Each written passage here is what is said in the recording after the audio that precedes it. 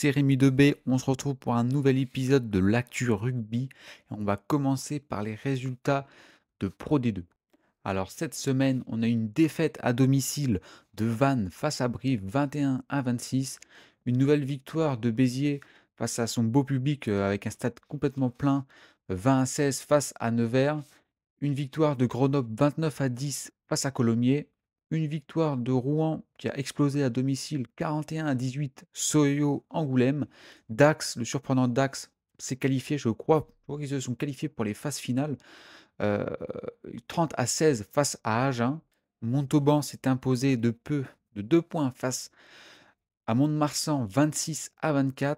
Une défaite de Valence Romance à domicile 36-41 face au stade Aurillacois. Un sacré match avec beaucoup de décès. Et une nouvelle défaite, encore une fois, du Biarritz Olympique, encore une fois en plus, à domicile 16-27 face à Provence Rugby.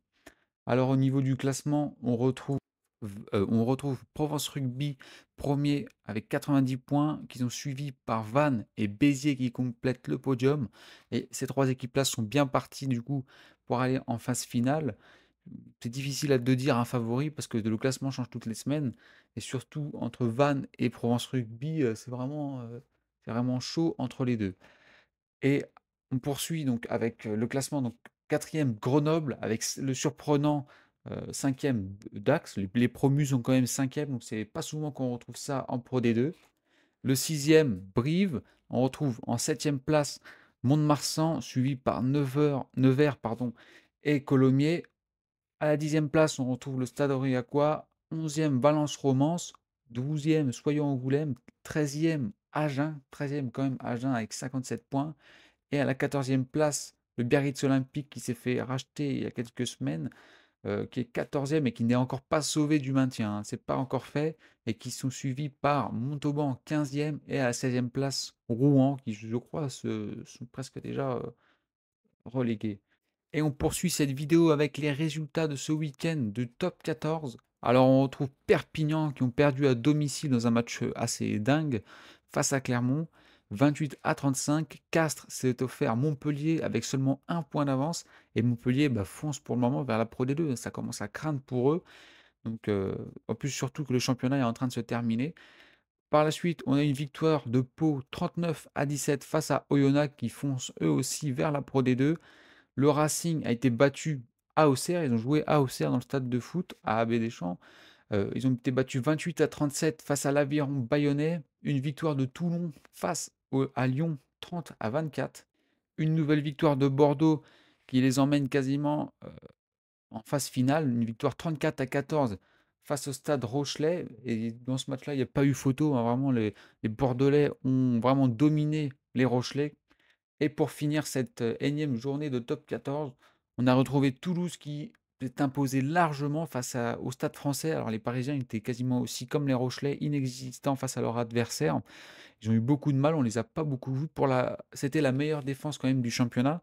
Et ben là, ils se sont pris quand même plus de 40 points face à Toulouse, qui est maintenant leader du top 14 face à ces mêmes adversaires-là.